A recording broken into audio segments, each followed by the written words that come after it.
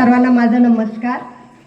येथे उपस्थित सर्व माझे मित्र मैत्रिणी, लहान मुलं मुली तसेच त्यांचे पालक या सर्वांचं अभिनंदन। कारण की बऱ्याच दिवसांपासून मी बघत आहे ते की इथे वेगवेगळ्या प्रकारच्या ज्या कला आहे, आपल्या ज्या सप्तकला आहे त्याच्या माध्यमातून मुलांना काहीतरी शिक्षण देण्याचा प्रयत्न होतोय आणि कला क्षेत्रामध्ये त्यांना पुढे काहीतरी करता येईल या गोष्टीसाठी एक जो बेस असतो तो इथे गेल्या 15-20 दिवसापासून तयार होतोय आणि हे सगळ्यात महत्त्वाचं काम करताय त्या म्हणजे रुपाली आलाट मॅडम। कारण की मला असं वाटतं की प्रत्येक गोष्टीचा जो पाया असतो, मग ती चित्रकला असू द्या, अभिनय असू द्या किंवा नृत्य असू द्या, तो पाया जोपर्यंत मजबूत होत नाही तोपर्यंत मला नाही वाटत की तुम्ही मोठी झेप घेऊ शकाल। आणि ह्या गोष्टी ज्या आहेत, ज्या लहानपणापासून मुलांना मिळायला पाहिजे, त्या गोष्टी बऱ्याच जणांना आमच्या वेळेस कदाचित मिळाल्या नाही, नृत्याच्या मिळाल्या मला, पण अभिनय किंवा आज आपण जे शिकतोय नाट्यामध्ये की स्टेज क्राफ्ट आहे, बाकीच्या टेक्निकल गोष्टी आहेत, तर प्रत्येकाला फक्त एवढंच वाटतं की अभिनय नृत्य ज्या कला फक्त दिसतात त्यांच्याकडे बघण्याचा फक्त एक वेगळा ओढ असतो लहान मुलांचा, पण त्याच्या पाठीमागे देखील बऱ्याचशा अशा गोष्टी आहेत ज्या शिकायला हव्या मुलांनी आणि त्या गोष्टी अशा प्रकारच्या कार्यशाळेमधनं घेतायत आणि तेही एवढ्या लहान वयामध्ये सगळे मुलं ते ऑब्झर्व करतायत, शिकतायत, ही फार मोठी गोष्ट आहे। नाहीतर एवढे वर्ष जातात, आम्ही एवढं 30-35 वर्षाचं होणार पण अजूनही बऱ्याचशा गोष्टी कळत नाही, त्या मानाने लहान मुलं लवकर शिकतायत, ही खरंच आनंदाची बाब आहे। मला पालकांना एक सांगावं असं वाटतं की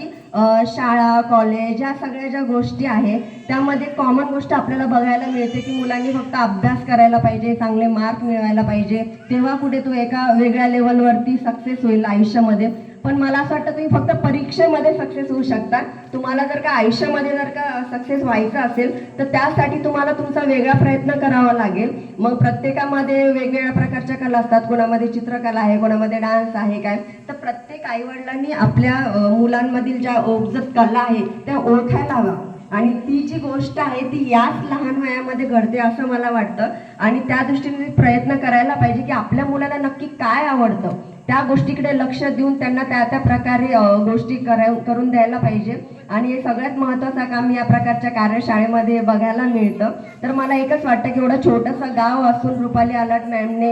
एवढ्या सगळ्या गोष्टी ते मॅनेज केल्या, ही खरंच एक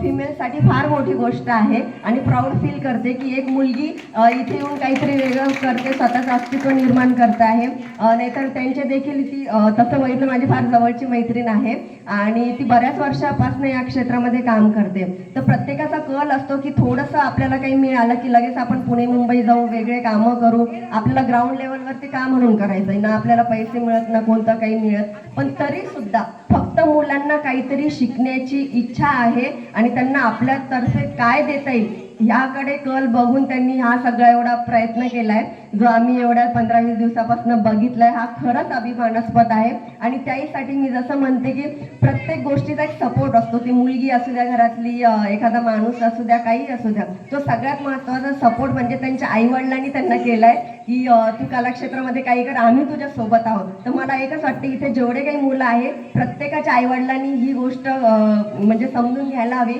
की आपण आपल्या मुलांना जर सगळं सपोर्ट केला तर मला असं वाटतं की आज जसं आम्ही इथे उभं राहून बोलताय, उद्या यापैकी सर्वजण इथे येऊन उभं राहून बोलतील। Okay, thank you so much.